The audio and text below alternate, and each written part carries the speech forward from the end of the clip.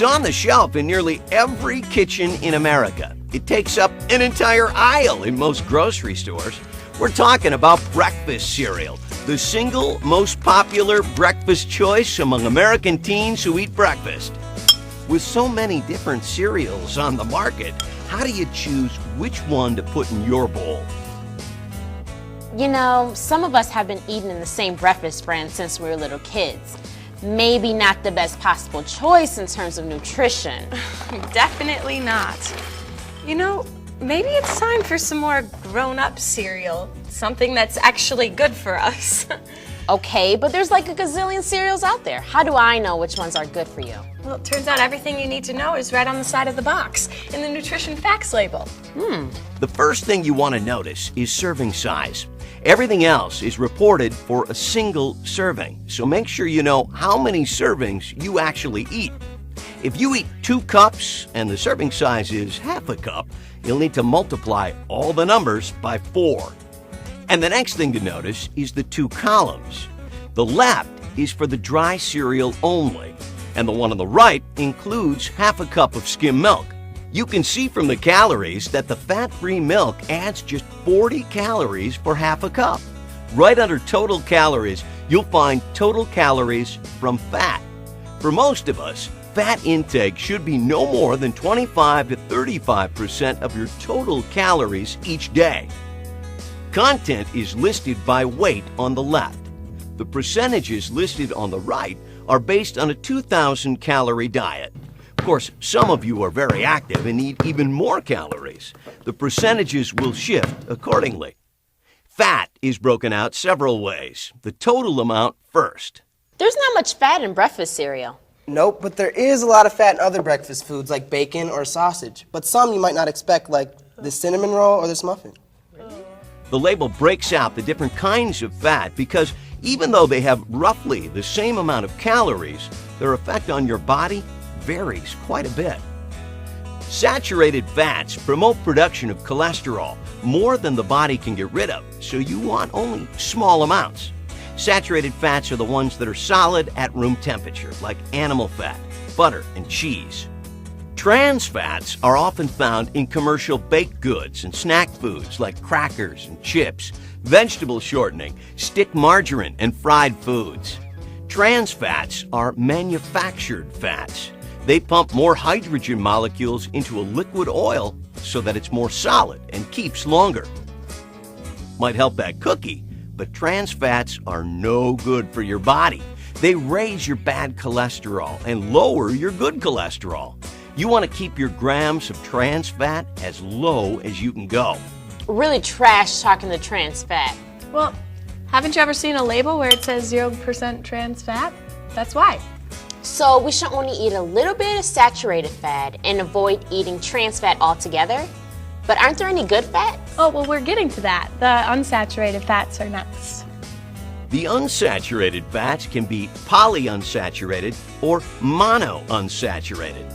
Both are liquid at room temperature and can have a positive effect on your cholesterol levels, especially when used in place of saturated fats.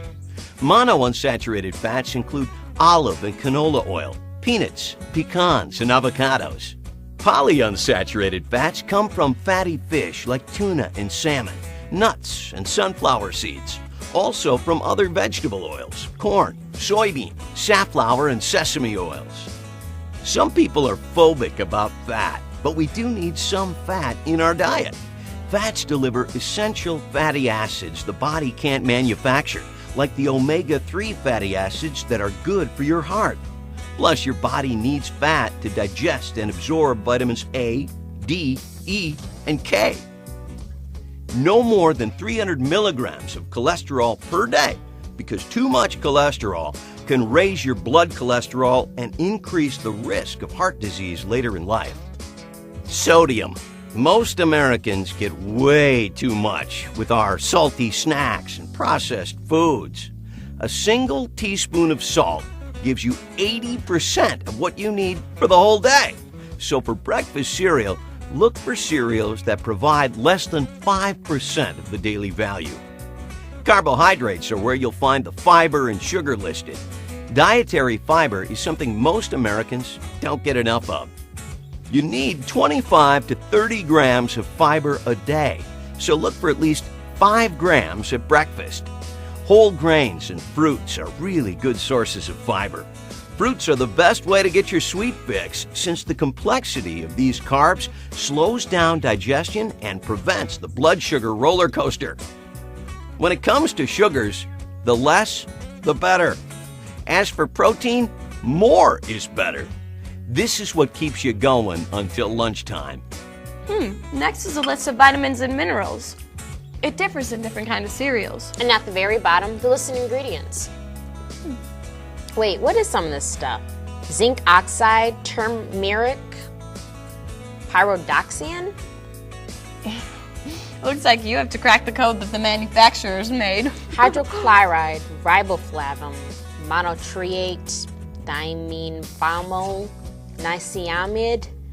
Ingredients are listed in order of amounts, with the first ingredient listed making up the largest percentage of the ingredients.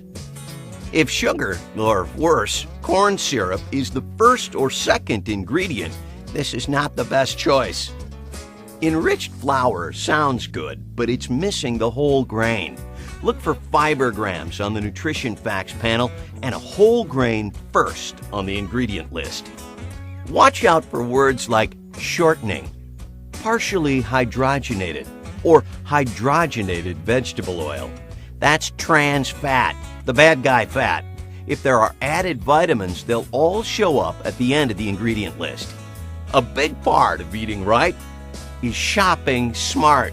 When you know what to look for and read the nutrition facts label, you can make good choices for yourself. Everything you need to know is right there on the package.